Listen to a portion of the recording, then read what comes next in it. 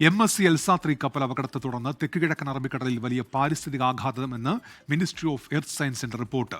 ദീർഘകാല നിരീക്ഷണവും മത്സ്യസമ്പത്തിന്റെ സംരക്ഷണവും അനിവാര്യമെന്നും റിപ്പോർട്ടിൽ പറയുന്നു.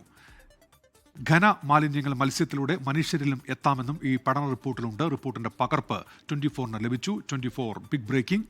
ശ്യാംകുമാറാണ് ഇപ്പോൾ വിവരങ്ങളുമായി ചേരുന്നത്. ശ്യാംകുമാർ, എത്രത്തോളം വലിയ പാരിസ്ഥിതിക ആഘാതം ഉണ്ടാക്കിയിട്ടുണ്ട് ഈ സംഭവം എന്നാണ് റിപ്പോർട്ടിലുള്ളത്?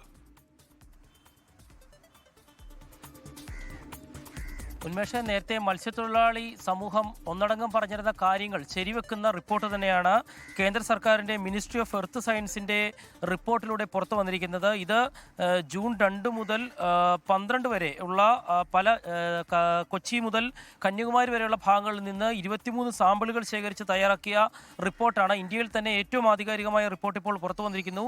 അതിൽ ഏറ്റവും പ്രധാനപ്പെട്ട കാര്യം, തെക്ക് കിഴക്കൻ അറബിക്കടലിൽ MSC എൽസ കപ്പൽ മുങ്ങിയതോടെ വലിയ പാരിസ്ഥിതികാഘാതം ഉണ്ടായിരിക്കുന്നു എന്നുള്ളതാണ്. വെള്ളത്തിൽ നാഫ്തലിൻ, നിക്കൽ, ലെഡ്, കോപ്പർ എന്നിവയുടെ സാന്നിധ്യം കണ്ടെത്തിയിരിക്കുന്നു എന്നുള്ളതാണ് ഏറ്റവും വലിയ കാര്യമായി പറയുന്നത്. മുങ്ങിയ സമയത്ത് കപ്പലിൽ 367 ടൺ ഫർണസ് ഓയിലും 84 ടൺ സൾഫർ ഡീസലും ഉണ്ടായിരുന്നു. ഈ ഇതിലടങ്ങിയ ഖനലോഹങ്ങളുടെ സാന്നിധ്യം ഇപ്പോഴും കടലിൽ ഈ മുങ്ങിയ സ്ഥലത്ത് കാണുന്നു. അതിൻ്റെ ബാക്ടീരിയകളുടെ സാന്നിധ്യം കാണുന്നുവെന്ന് ഈ റിപ്പോർട്ടിൽ പറയുന്നു. ഇത് മത്സ്യങ്ങളുടെ ഭക്ഷണത്തിലൂടെയും ശരീരത്തിലൂടെയും മനുഷ്യരിലേക്ക് എത്താവുന്ന ഒരു സാഹചര്യം നിലനിൽക്കുന്നുവെന്നാണ് ഇതിലെ ഏറ്റവും പ്രധാനപ്പെട്ട കണ്ടെത്തൽ. ദീർഘകാല നിരീക്ഷണവും മത്സ്യസമ്പത്തിൻ്റെ സംരക്ഷണവും അനിവാര്യമാണ് എന്നുള്ള ഒരു നിരീക്ഷണം കൂടി ഈ റിപ്പോർട്ട് പുറത്തുവെക്കുന്നുണ്ട്.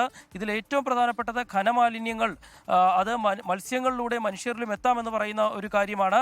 കപ്പൽ മുങ്ങിയ സ്ഥലത്ത് ഹൈഡ്രോ കാർബണിന്റെ സാന്നിധ്യം കണ്ടെത്തുന്നു എന്നുള്ളത്. പെട്രോളിയം കെമിക്കലുകളുടെ സാന്നിധ്യം അവിടെയുണ്ട്. അതുകൊണ്ടാണ് ഹൈഡ്രോ കാർബൺ ബാക്ടീരിയകളുടെ സാന്നിധ്യം ആ പ്രദേശത്ത് ഉള്ളത് എന്നും ഈ റിപ്പോർട്ടിൽ പറഞ്ഞിട്ടുണ്ട്. ഏതായാലും നേരത്തെ മത്സ്യത്തൊഴിലാളികൾ ഉൾപ്പെടെ വലിയ ആശങ്ക പങ്കുവച്ചിരുന്നു. മുങ്ങിയ കപ്പലിൽ ഇപ്പോഴും എണ്ണച്ചോർച്ചയുണ്ട് എന്നുള്ളത്. അതും ഈ റിപ്പോർട്ട് ശരിവെക്കുന്നുണ്ട്. നിലവിൽ മുങ്ങിയ കപ്പലിലുള്ള എണ്ണച്ചോർച്ച അടയ്ക്കാനും ആ എണ്ണ പൂർണ്ണമായും നീക്കം ചെയ്യുകയും ചെയ്തില്ലെങ്കിൽ അത് കൂടുതൽ പാരിസ്ഥിതികാഘാതം ഉണ്ടാക്കുമെന്നുള്ള ഒരു വലിയ മുന്നറിയിപ്പ് കൂടിയാണ് മിനിസ്ട്രി ഓഫ് എർത്ത് സയൻസിന്റെ റിപ്പോർട്ടിലൂടെ പുറത്തു വന്നിരിക്കുന്നത്. ആ റിപ്പോർട്ടിലെ വിശദാംശങ്ങളാണ് ഇപ്പോൾ നമ്മൾക്കും ലഭ്യമായിരിക്കുന്നത്. ശരി, നേരത്തെ ഉയർന്ന ആശങ്കയാണ്. ആശങ്ക ശരിവെക്കുന്ന തരത്തിലാണ് ഇപ്പോൾ ഈ റിപ്പോർട്ട് എന്നാണ് ഇപ്പോൾ ശ്യാംകുമാർ റിപ്പോർട്ട് ചെയ്യുന്നത് കൊച്ചിയിൽ നിന്ന്. ലോകത്തെവിടെയായാലും ഏത് സമയത്തും 24 വാർത്തകളും ഓഗ്മെന്റഡ് റിയാലിറ്റി പാക്കേജുകളും എക്സ്പ്ലെയിനറുകളും വിശദമായി കാണാൻ ഞങ്ങളുടെ യൂട്യൂബ് ചാനൽ നിങ്ങൾക്ക് സബ്സ്ക്രൈബ് ചെയ്യാം.